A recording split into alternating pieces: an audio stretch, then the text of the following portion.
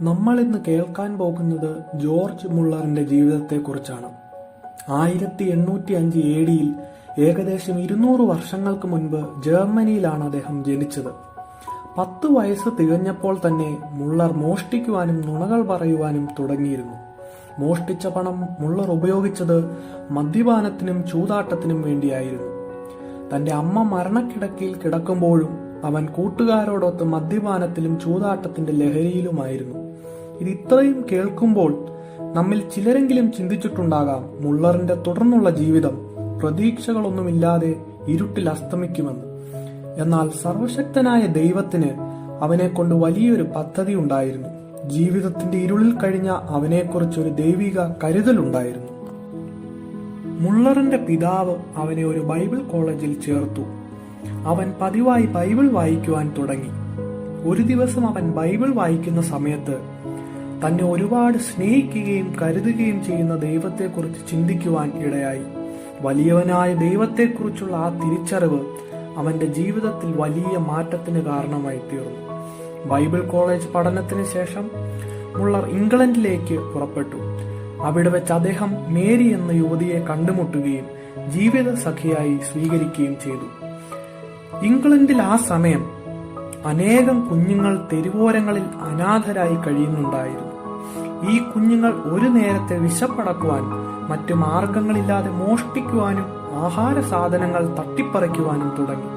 രാത്രികാലങ്ങളിൽ വിറങ്ങലിച്ച ശരീരവുമായി ഈ കുഞ്ഞുങ്ങൾ തെരുവോരങ്ങളിൽ അന്തിയുറങ്ങുമായിരുന്നു.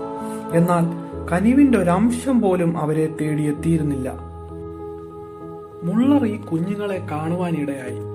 അദ്ദേഹം തന്റെ മനസ്സിൽ ഉറപ്പിച്ചു, മാതാപിതാക്കളില്ലാതെ തെരുവുകളിൽ കഴിയുന്ന ഈ കുഞ്ഞുങ്ങൾക്ക് ഒരു അനാഥാലയം പണിയുക.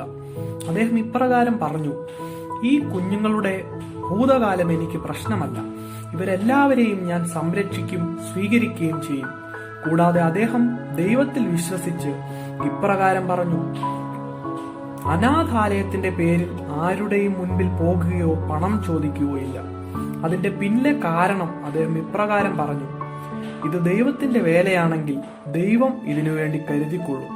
അതിശയമെന്ന് പറയട്ടെ, വളരെ വേഗം തന്നെ ആളുകൾ അനാഥാലയത്തിന് ആവശ്യമായ സാധനങ്ങളും ഭക്ഷണങ്ങളും എത്തിക്കുവാനിടയായി. കേവലം 1 വർഷത്തിനുള്ളിൽ തന്നെ 3 അനാഥാലയങ്ങൾ അദ്ദേഹം പണിതു. ഏകദേശം 90 കുഞ്ഞുങ്ങളെ ഏറ്റെടുത്ത് സംരക്ഷിക്കുവാനിടയായി. തന്റെ വളർച്ചയുടെ ഓരോ ഘട്ടത്തിലും മുള്ളർ ദൈവത്തിൽ കൂടുതൽ ആശ്രയിക്കുവാനും വിശ്വസിക്കുവാനും തുടങ്ങി. അദ്ദേഹത്തിന്റെ ഹൃദയത്തിൽ ദൈവം വീണ്ടും ഇടപെടാൻ തുടങ്ങി. ഇപ്പോഴുള്ളതിലും വിശാലമായ ഒരു അനാഥാലയം പണിയുക, അതിലൂടെ കൂടുതൽ കുഞ്ഞുങ്ങളെ സംരക്ഷിക്കുക, ഇതായിരുന്നു ആ ചിന്ത. എന്നാൽ അതിനു മുന്നിലുള്ള പ്രധാന വെല്ലുവിളി സാമ്പത്തികമായിരുന്നു. ഏകദേശം 7 കോടി രൂപയായിരുന്നു ആവശ്യമായിരുന്നത്. എന്നാൽ മുള്ളർ തന്റെ പഴയ തീരുമാനങ്ങളിൽ ഉറച്ചു നിന്നു. ആരുടെയും മുന്നിൽ പണത്തിനായി യാചിക്കുകയില്ല, മറിച്ച് ദൈവത്തിൽ പൂർണ്ണമായും ആശ്രയിച്ചു. അത്ഭുതമെന്ന് പറയട്ടെ, കേവലം ഒരാഴ്ച കൊണ്ട് അദ്ദേഹത്തിന് പണം ലഭിക്കുവാൻ തുടങ്ങി. അധികം വൈകാതെ അദ്ദേഹം തന്റെ ആഗ്രഹപ്രകാരം വലിയ അനാഥാലയം പണിതു.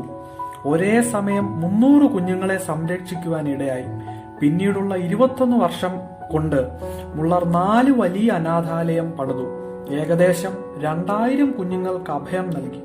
ഇതിനിടയിൽ നിർഭാഗ്യമെന്ന് പറയട്ടെ, തന്റെ പ്രിയ പത്നി ഈ ലോകത്തോട് വിട പറഞ്ഞു.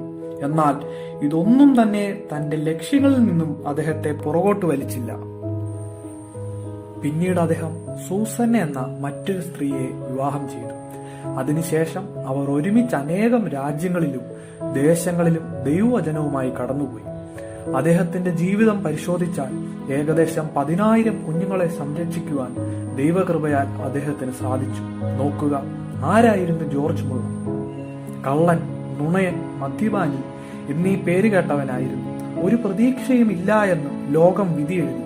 എന്നാൽ സർവശക്തനായ ദൈവത്തിന് അവനെക്കുറിച്ച് വലിയൊരു പദ്ധതി ഉണ്ടായി.